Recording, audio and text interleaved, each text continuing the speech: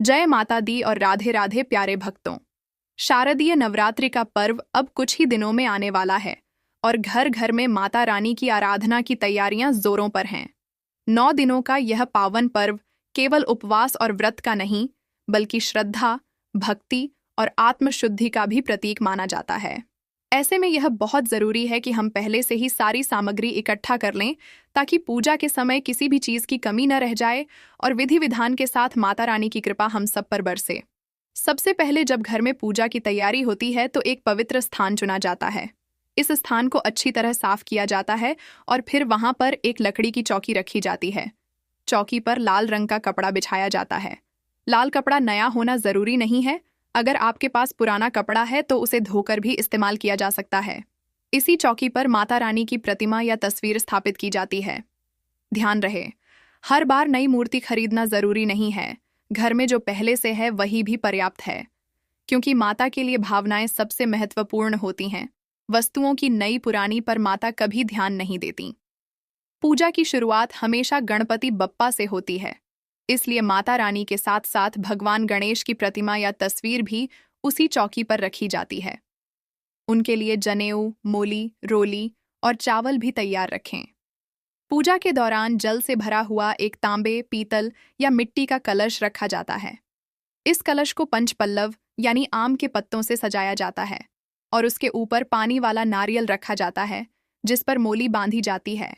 माता रानी को चुनरी अर्पित की जाती है और यही चुनरी नारियल पर भी चढ़ाई जाती है। अब बात करते हैं जवारे बोने की। परंपरा के अनुसार नवरात्रि के पहले दिन मिट्टी के पात्र में गेहूं या जौ बोए जाते हैं और उन पर रोजाना जल अर्पित किया जाता है। यह जवारे समृद्धि और उन्नति का प्रतीक माने जाते हैं। अखंड ज्योति जलाना भी नवरात्रि का एक महत्वपूर्ण हिस्सा है। इसके लिए शुद्ध घी या तिल का तेल प्रयोग किया जाता है। पूजा स्थल पर एक बड़ा दीपक अखंड ज्योति के लिए जलाया जाता है और छोटे दीपक आरती के समय जलाए जाते हैं।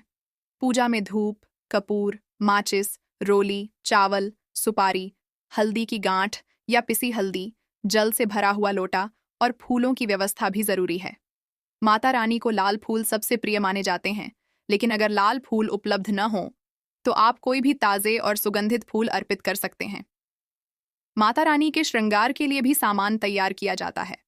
इसमें बिंदी, चूड़ी, मेहंदी, काजल, सिंदूर, कंघी और आभूषण जैसी वस्तुएं शामिल की जाती हैं। आप अपनी श्रद्धा और सामर्थ्य के अनुसार 5, 7, 9 या 11 वस्तुएं चढ़ा सकते हैं। भोग की बात करें तो माता रानी को सबसे अधिक प्रिय है शुद्धता और सादगी। नवरात्रि में भोग के रूप में फल, मौसमी मिठाइयाँ, पंचमेवा, मिश्री या पताशे अर्पित किए जाते हैं। पान के पत्ते और लौंग, इलायची भी चढ़ाई जाती है। कुछ भक्त 9 दिनों तक फलाहार करते हैं और कुछ केवल माता रानी के प्रसाद से उपवास पूरा करते हैं। हवन की परंपरा भी नवरात्रि में निभाई जाती है, जिसके लिए गाय के गोबर से बने उपले, हवन कुंड, लकड़ी की छोटी टहनियाँ, कपूर, घी और हवन सामग्री का इंतजाम किया जाता है। नवरात्रि की सबसे सुंदर परंपरा है अखंड भक्ति।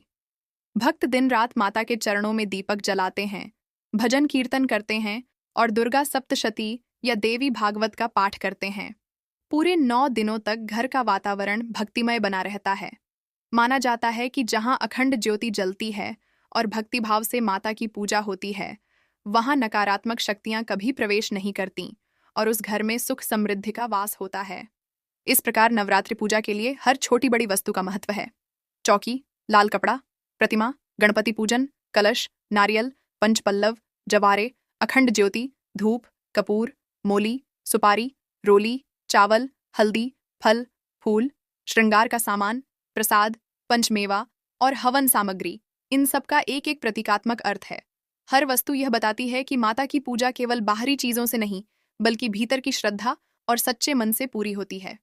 तो प्यारे दर्शकों, अगर आप भी इस बार नवरात्रि में माता रानी की पूजा पूरे विधि विधान और श्रद्धा के साथ करना चाहते हैं, तो आज से ही सारी सामग्री एक एक करके इकट्ठा कर लीजिए, ताकि जब नवरात्रि का शुभ मुहूर्त आए तो आपको किसी भी वस्तु की कमी महसूस न हो और आपकी पूजा निर्बाध रूप से पूरी हो सके।